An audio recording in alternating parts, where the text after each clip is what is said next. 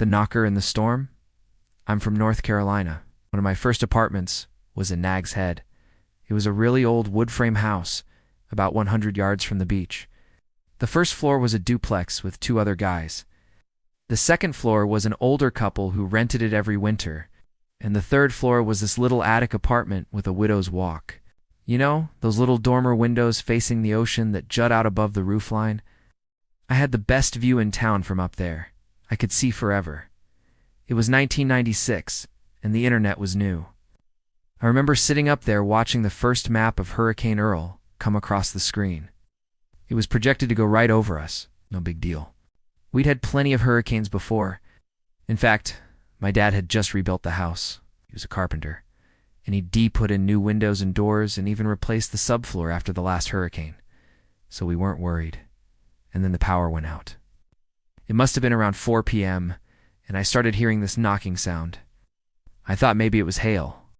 I got up on the widow's walk and looked out over the ocean and saw nothing but white caps.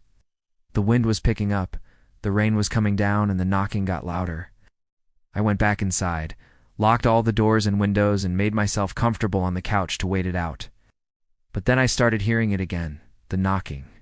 I got up and walked to the front door and looked outside. All I could see was this big oak tree swaying in the wind. Now, I tried to make myself believe it was just the wind, but something told me to check it out. So I unlocked the door and stepped onto the porch. The knocking stopped. Checked the sides and the back. Nothing. And then I went down the steps to see if anything had washed up from the beach. Nothing. It was like someone had knocked on the door and then run away. I didn't want to be scared, so I just locked the door again and went back inside. The storm raged all night, and by morning it was over.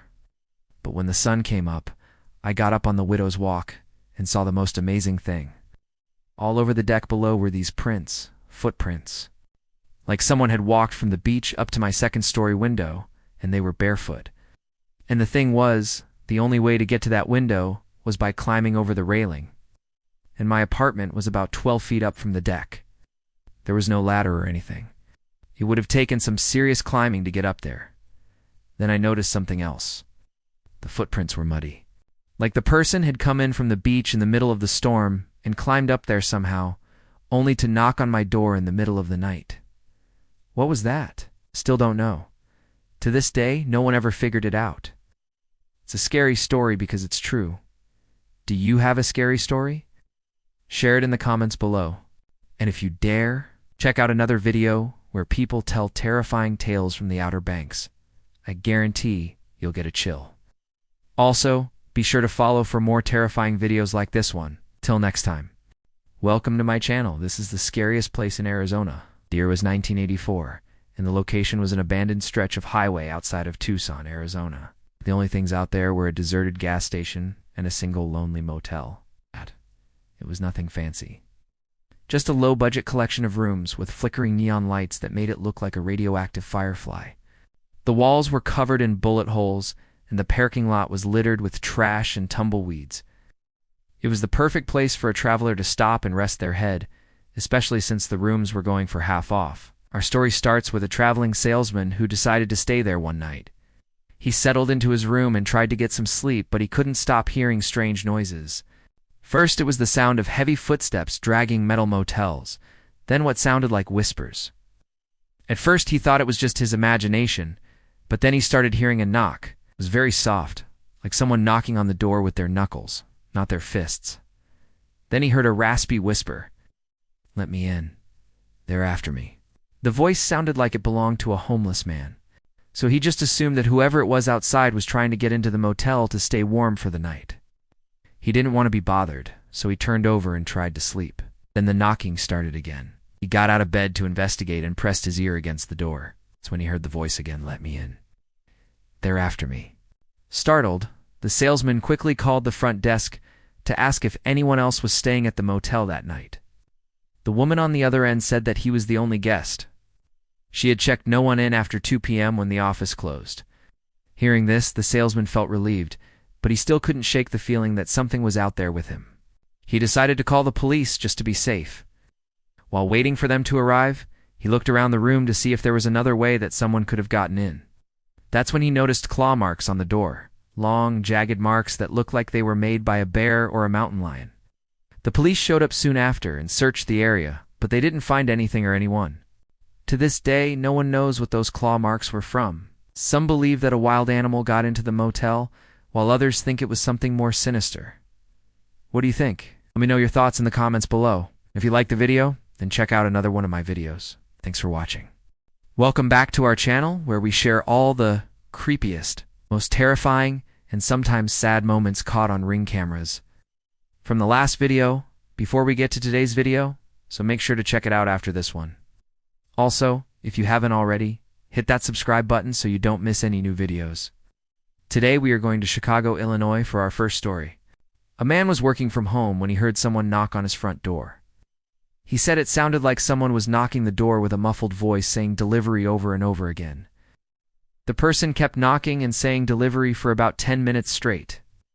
So he got up from his desk and walked over to the door. He looked through the peephole, but couldn't see anyone outside. So he opened the door, just a crack, and yelled out, "Who's out there?" But no one responded. So he closed the door and went back to work. A little while later, the same thing happened again. Someone was knocking on his door and yelling delivery. He went back to the door and pressed his doorbell camera, and still no one was there. It wasn't until later when his neighbor messaged him the footage from her Ring camera. She said she saw two guys wearing masks, crouched down on his porch, and they were waiting for him to open the door. One of them was holding what looks to be a backpack or a duffel bag. They were on his porch for about 20 minutes. You can see in the footage one of them standing up and looking around. He even walks over to another house and rings their doorbell. Thank goodness that person didn't answer. I really do wish that this guy would have caught them on his Ring camera. I know it might seem like a simple solution, but if you think about it, this is why these people are doing this. It's because they know you have a Ring camera, and they know you were not gone. Nah, open the door. If you think about it, this is probably a good thing. These guys clearly have absolutely no fear of the police whatsoever. And if they're willing to approach your door and wait for you to open it, I don't think they'd be scared at all of getting caught on camera.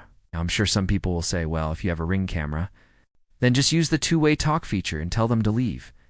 But do you really want to talk to these guys? I mean, I wouldn't. I don't know about you, but I don't want to engage with people like this. I would be worried that they could hear me inside or maybe see me through the camera and decide to force their way in while I am gone. I've had weird things happen before when I've had Amazon packages left at my door. Oh, sometimes people like me. Leave notes asking for the driver to leave the package behind, and they LEL pick it up later. And I always tell my wife, don't pick up a package if you see a note like that. Let the driver just take it back. And it's the same thing with any other deliveries. If I see something weird, I just tell the driver to leave it at the back door, which is out of sight from the street and the Ring camera, and I come out back to get it instead. What about you? Do you get weird delivery experiences? Let me know in the comments, and that's all the information we have for this story. If you like this video and want to see more, make sure you hit that subscribe button. Also, check out our other social media pages for more content. And I'll see you guys next time. Welcome to my channel. Today we will be reading from the series. These stories are to be read at your own risk. If you are as least scared, then do not read these stories. If you would like to submit a story, then go ahead and follow the instructions in the description. Also, don't forget to like and subscribe. Girl was visiting her grandmother's old farmhouse. Her grandmother had passed away in the home a few years prior, and the house had remained empty since then. The girl and her boyfriend decided to spend the night in the farmhouse. They brought along a bottle of wine, some snacks, and a few candles. After settling in, they began to explore the house. The boyfriend went into the living room and turned on the TV. He found an old VHS copy of The Exorcist and decided that they should watch it. The girl thought this was a terrible idea, but she agreed anyway. As the movie was playing, she heard a knock coming from above them. She told her boyfriend to listen. At first he thought it was just the wind, but then he agreed that it did sound like someone was knocking. They both started to get freaked out, so they decided to go into the kitchen and pour themselves some wine. While pouring the wine, the girl noticed something strange. She looked over at the sink and saw what appeared to be a handprint. Oh, wait. It was as though someone had pressed their hand against the cold water tap. She quickly brushed it off and joined her boyfriend in the living room. As the horror movie was reaching its climax, the knocking started again. This time it sounded like it was right above them. The couple looked at each other and then slowly made their way up the stairs. They walked past the bedrooms and reached the attic door. The boyfriend slowly opened the door and stepped out into the attic. The girl stayed at the bottom of the stairs and peeked her head up the attic door. She couldn't see anything, but then she heard a noise that made her blood run cold. There was a rocking chair moving back and forth. The rocking chair was old and made of wood. It was the same one her grandmother used to rock in when she was alive. She told her boyfriend to go into the attic and investigate, but he refused. He was terrified by this point and wanted to get out of the house. She sighed and told him to stay there if he didn't want to help, but she was going to go up there anyway. Slowly, she made her way up the stairs and approached the door. As she got closer, she could hear the rocking getting louder and more intense. She reached out her hand and pushed the door open. But instead of finding someone sitting in the rocking chair, she found it moving by itself. It was rocking faster now, almost as if it were possessed. She backed away from the door, tripped on the rug, and fell to the floor. As she looked up, she saw something even more terrifying. There was a handprint on the wooden floorboards. It was a perfect handprint, as if someone had pressed their hand into hot wax and then pressed it against the floor, except the wax had melted. She could see the outline of the fingers and even the wrinkles in the palm. But how could this be? The attic door had been nailed shut for decades. No one had been up here since her grandmother passed away. And yet someone, or something, had clearly made this handprint. And just as she was about to call out for help, she heard the sound of footsteps coming down the stairs. She quickly hid behind the door and waited for whoever was up there to leave. But as she listened, she realized it wasn't footsteps. It was the rocking chair. The chair was coming down the stairs. It was rocking back and forth, slowly making its way down the wooden steps. She held her breath and tried to make herself as small as possible. Then suddenly, the light bulb above the stairs flickered and turned off, plunging the attic into darkness. She couldn't see, but she could hear the rocking chair stop. And then she heard a voice. It was a raspy old voice. "Who's there?" She wanted to scream, but she couldn't. She was frozen with fear. Then the voice spoke again. "Who's in my attic?" The girl couldn't take it anymore. She turned around and ran as fast as she could.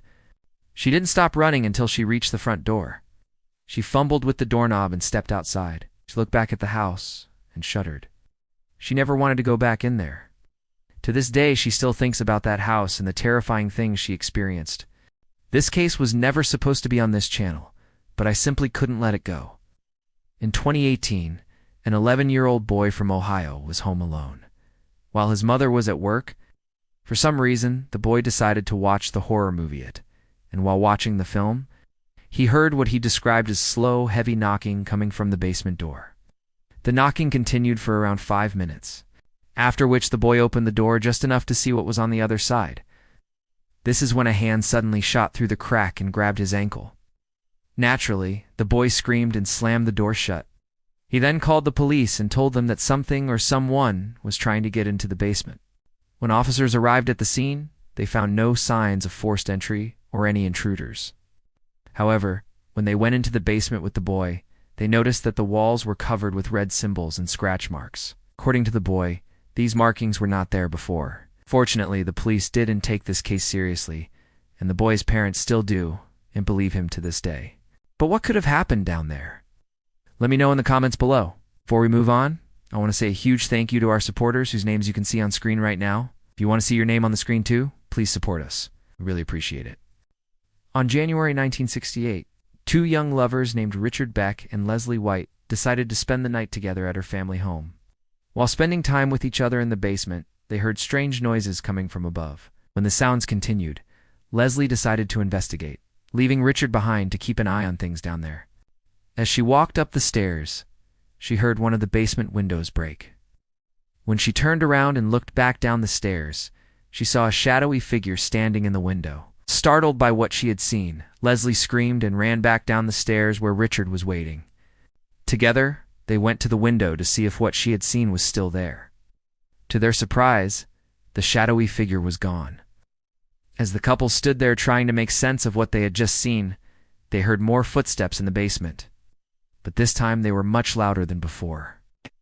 Suddenly, the floor gave way, and both Richard and Leslie fell into a hole. As they lay there stunned, a black mass came out of the hole and began to drag Richard inside. Leslie screamed for help, but no one could hear her. Then, just as suddenly as it began, the dragging stopped and Richard was spat out onto the floor right next to her. He had cuts all over his body, but luckily he was still alive. Despite their injuries, they managed to climb out of the hole and run away. When Leslie's father came to check on her, they told him what had happened. Even though he didn't believe them, he agreed to go into the basement to investigate. As he descended the stairs, he heard footsteps, but when he turned around to look, he saw nothing. He did, however, notice that the basement window was broken, so he called the police and told them what had happened.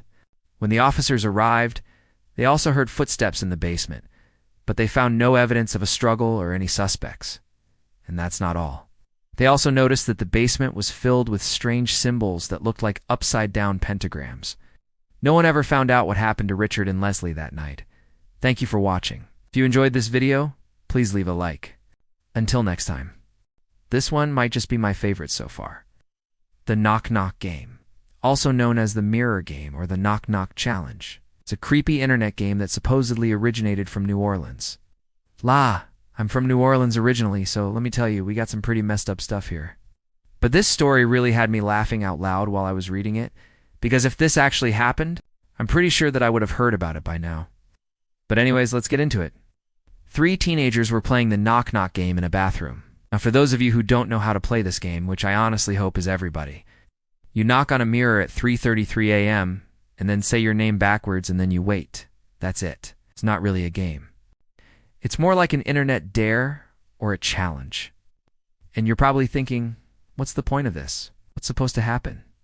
And to that I ask, why do people do anything? But that's besides the point. So these 3 teens were doing it, and obviously they're from New Orleans, because again, that's where this story is from. So they're doing it in a bathroom stall. It doesn't say whose bathroom stall, but I'm assuming it's probably like the one at Walmart. You know, the bathrooms that everybody uses when they're on the strip? Yeah, probably there.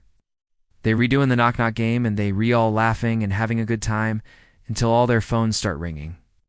And when they look at the caller ID, it just says, "You knocked." And if that isn't enough to freak you out, here's what happens next. They try to ignore it and pretend like it's not happening, right? Because that's what most normal people would do. But then the phone starts ringing again, and this time they answer it. And on the other end, they can hear their own voices, and they can hear the other 2 friends talking in the bathroom. But when they try to respond, the voice on the other end just laughs and hangs up the phone. And then when they check their phones, it shows that the calls are coming from the 3 of their own phones. Like their phones are calling themselves. And if that isn't enough, because I know that some of you are going to say, oh, that's just a glitch. It happens sometimes. Yeah, no, it gets worse. Wait, let me read this part. It says they decided to knock again just to see what would happen. And when they did, their phones began to ring again, this time in unison. Before any of them could answer, the 3 phones began to dial the same number. All 3 teens looked at each other with wide eyes before hesitantly pressing the call button. On the other end, they could hear a distorted version of their own voices, along with what sounded like demonic whispers. Then the line went silent. When they hung up, the caller ID read, "You should have known better than to knock." Oh, and it gets even worse. While they're standing there freaking out about the whole situation, their bathroom stall door starts to shake violently, and they can hear a raspy voice on the other side saying, let me out, let me out." And then after a few seconds, the voice stops, and they hear footsteps running down the hallway. Okay, I'm sorry, I have to stop here. If I was in this situation, I would have bolted. I wouldn't have even stopped to knock in the first place. Like, that is absolutely insane.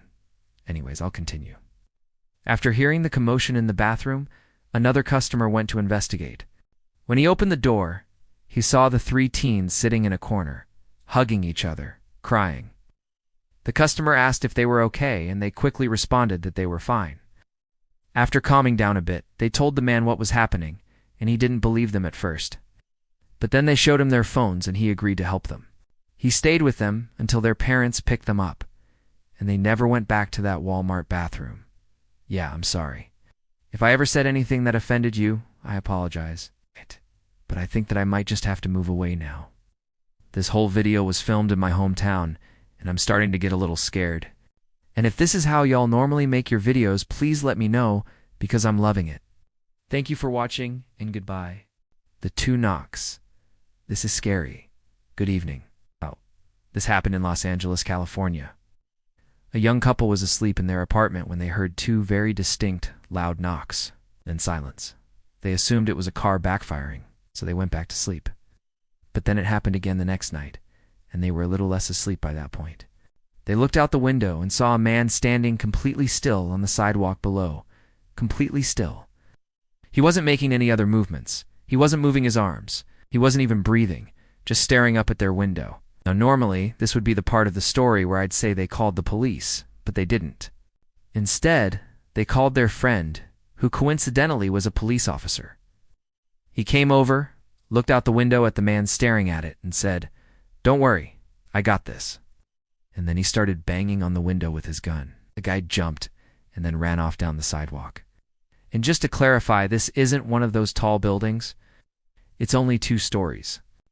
So this guy was on the fire escape just 1 floor below them, just staring up at their window. But what was he doing? Why was he there? They had no idea. The police never found him and they never saw him again. There are some details that I didn't mention in the audio version for those of you listening. Like, for example, the fact that the guy kept showing up every single night like clockwork. It's always around 3 a.m., always staring up at the same window. And the weirdest part, he would do this for hours. He would just stand there perfectly still, staring at their window for hours. They tried to figure out what was on the other side of the wall. You know, maybe there was a construction site or an electrical box or something, anything that might warrant someone just staring at it for hours. But no, it was just an empty apartment. No one had lived there in months. And it turns out the guy was actually staring at nothing, because what was behind that wall was actually a false wall. Like there was a second wall behind it, so it was a dead space, an anomaly. There was nothing on the other side of that wall. So why did this guy keep showing up? What was he staring at? I have absolutely no idea. I wish I could tell you that this had a happy ending, but it doesn't. It's because while all this was going on, the woman was, of course, terrified. She couldn't sleep at night. She was afraid to go to the bathroom by herself. She kept telling her boyfriend, what if he comes in the window? What if he climbs in? And he kept telling her, don't be stupid. He's not going to climb in the window. Well, one night she woke up to what she thought was the sound of breaking glass. Her boyfriend was still asleep, so she went to check it out. Sure enough, their window was wide open. Whoever had been staring at them from outside had gotten inside. Now, luckily, the apartment was empty. There was nothing stolen. Nothing had been disturbed. But whoever had climbed through the window hadn't meant to break the window. It was clear that they panicked and had tried to climb back out. Except they weren't very good at climbing through the window. They'd left scratches on the frame, but otherwise nothing was missing. The police came and dusted for fingerprints, but they didn't find any. The case went nowhere. To this day, the couple has no idea who the man was or why he kept showing up. Every night, he would stare at their window, but he never said a word. Did he want to talk to them? Did he mean them harm? Is he just lonely? I honestly don't know. All I know is, if I ever saw a guy staring at my window at 3 in the morning, I'm calling the cops, not my buddy in the police force. If you want to hear more creepy stories, stay tuned. Welcome to my channel. Today's story is from New York City. It was 1 a.m., and I was in my bed trying to sleep when I heard it again. A loud knock, knock. Knock on the door of apartment 3C. The sound reverberated through my bedroom walls and shook my very bones. It always happened at the same time, 1:15 a.m., every night. I knew whoever was out there wasn't trying to be quiet. For a moment, I considered getting up and checking the peephole just to see who was out there. But the thought of having to get dressed and then explain to my husband that I was getting a late-night snack because some maniac was banging on our door was too much to bear, so I just went back to sleep. This had been happening for weeks, and honestly, I was pretty scared. My husband and I had moved into this Upper West Side apartment about 6 months earlier. After living in Brooklyn for 5 years, we loved our old apartment, but we wanted something bigger with more natural light. This place had 3 exposures and 9-foot ceilings. It was perfect. Our only complaint was that it was on the 3rd floor and every time we went up or downstairs. We had to take the stairs because the elevator was always broken. As soon as we moved in, we got the keys to the 3rd floor, and the super gave us the news. Said the 3rd floor had been closed off for asbestos removal and would be reopened anytime soon. He also mentioned that we were the only ones in the building with keys to the 3rd floor. My husband and I looked at each other and smiled. We were pretty creeped out, but also excited to have our own private floor. It was like we were living in an old-school New York City speakeasy. But then the knocking started. At first it was once or twice a week, but then it became nightly. It didn't matter if we were home or out for the evening. If we came back after 11 p.m., we could count on hearing someone knocking on our door around 1:15 a.m. I checked the apartment next door, but they were always dark. I asked the super if anyone had been assigned to apartment 3C, and he said no one had lived there for years. Apparently, the apartment was slated for renovation once the asbestos was removed, so the knocking couldn't be construction workers. Then I checked the building's CCTV, which overlooked the hallway. I watched the live feed on my phone while standing in our apartment, and just as I started to get freaked out, the screen went static for a split second and then returned to normal. I thought maybe it was just a glitch. Then I checked the footage from earlier that week. Every single time someone knocked, the footage glitched. It was as if whoever was knocking was messing with the camera. I called maintenance and told them about the door knocking and the CCTV glitches. They sent someone up right away to check the wiring in the circuit breaker box. He seemed surprised when I told him that our apartment was on the 3rd floor. After inspecting the breaker box, he told me that everything looked fine, and that there was nothing he could do until the landlord came back from vacation in 2 weeks. Meanwhile, the knocking continued nightly, and I started to feel like I was going crazy. What was up with apartment 3C? Was it haunted? Someone breaking into the apartment next door? Or was I being gaslit by my super and the maintenance guy? I couldn't help but wonder if they were in on whatever was happening, but what were they getting out of it? One morning I decided to follow the sound of the knocking to its source. Maybe if I confronted whoever was doing it, we could put an end to this once and for all. So, the next time I heard the knock knock knock of 1:15 a.m., I got out of bed and headed to the door. Just as I reached for the handle, I heard a voice from behind me. "Don't open the door." I spun around to see my husband standing there fully dressed. "What are you doing?" I whispered. "Why aren't you asleep?" "Same question for you," he replied. "And why did you tell me not to open the door?" "Because I don't think we should be down there," he said, his voice barely above a whisper. "You know what I think is down there? The reason we're hearing those knocks, whatever it is, it doesn't want to be found." To be continued. Welcome to my channel. Today's scary story comes from a viewer who asks to remain anonymous. It was about 11:30 p.m. and I was working at the funeral home where I am an embalmer. I was working on a rather gruesome case of a young girl who had died in a car accident. Her name was little Sarah. I had finished embalming her, and I was just about to go home when I heard a knock. Knock, knock on the back door of the funeral home. I ignored it because we are in a bad part of town, and it is not unusual for people to try and break in or to steal things that are left outside. I went into the bathroom to wash my hands when the knocking started again. Knock, knock, knock. I dried my hands and walked out front to see what was going on. There was no one there. So I figured it was just some kids being stupid, and I went back inside. About 10 minutes later, I heard the knocking again. It sounded like someone was on the other side of the door yelling, "Let me in, let me in." I got scared at this point, and I yelled back, "Get away from the door, whatever you are." Then I heard a voice that sounded like it was right behind me saying, "Let me in, please." I spun around and screamed at the top of my lungs. There was no one there. I could hear the voice again saying, "Please let me in, let me in, let me in." I don't know how to explain the voice. It sounded like a man's voice, but it was very raspy and hollow, like it was coming from inside the walls. I ran into the back room where all of the caskets are kept. There were maybe 10 caskets in there at the time, and I started checking each one to make sure that they were all closed. One of the caskets wasn't closed all the way.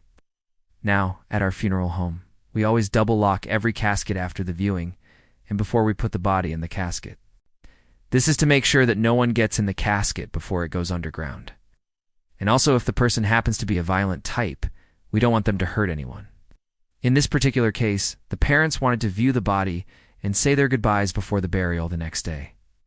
So I had just closed the casket about 2 hours earlier.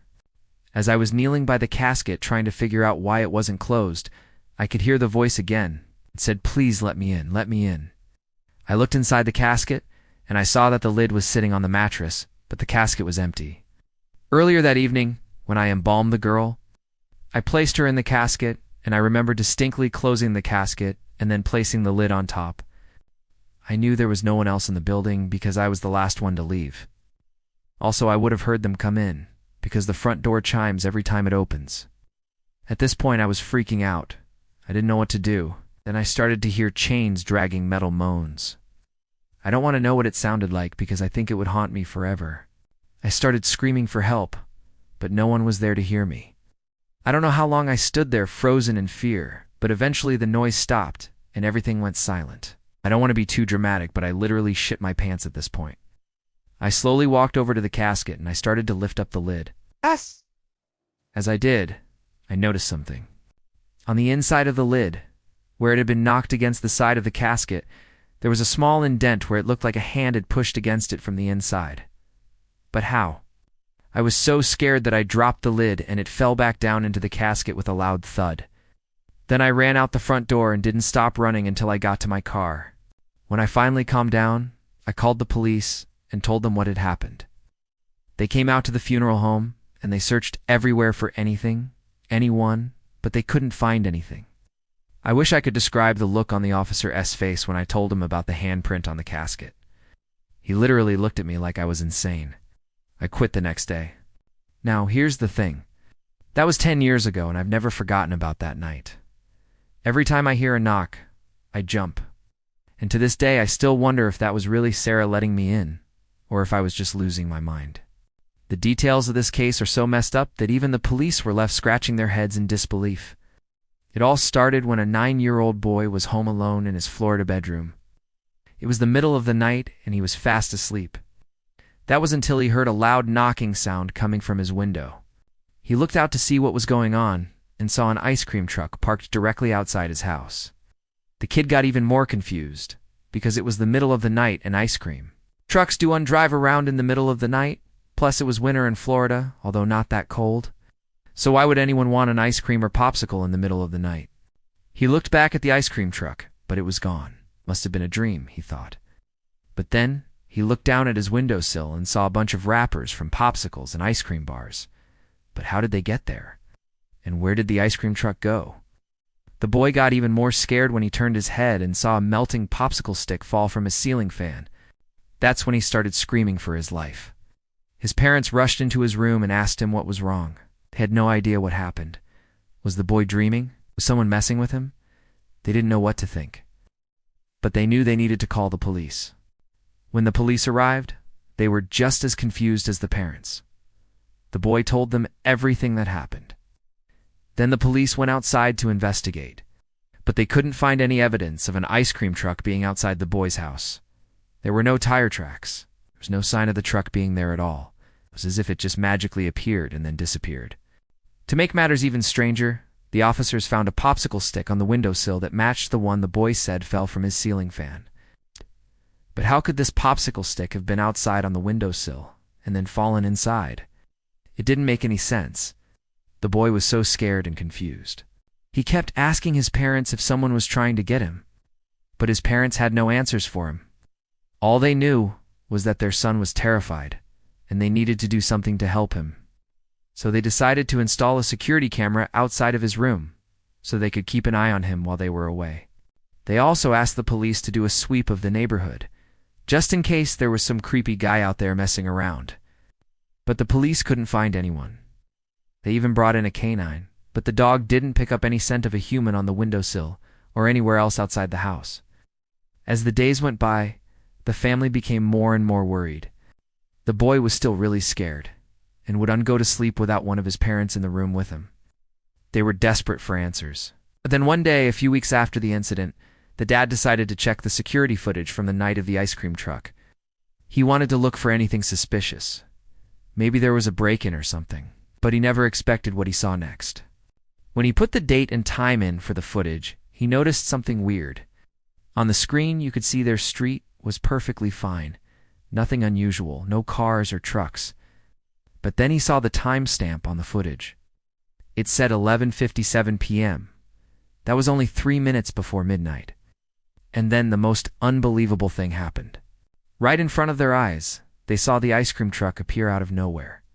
The truck parked directly in front of the boys' room. You could see the driver get out and walk up to the window and start knocking. But who was this guy? Why was he knocking on their window in the middle of the night?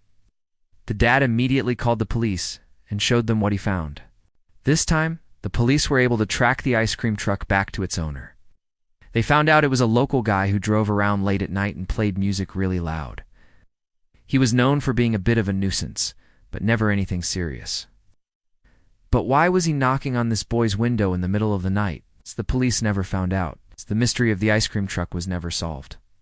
This story might leave you wondering, what would you do if an ice cream truck showed up in the middle of the night? Let me know your thoughts in the comments. And if you like this kind of stuff, don't forget to stay tuned for more stories just like this one. Thanks for watching. See you next time.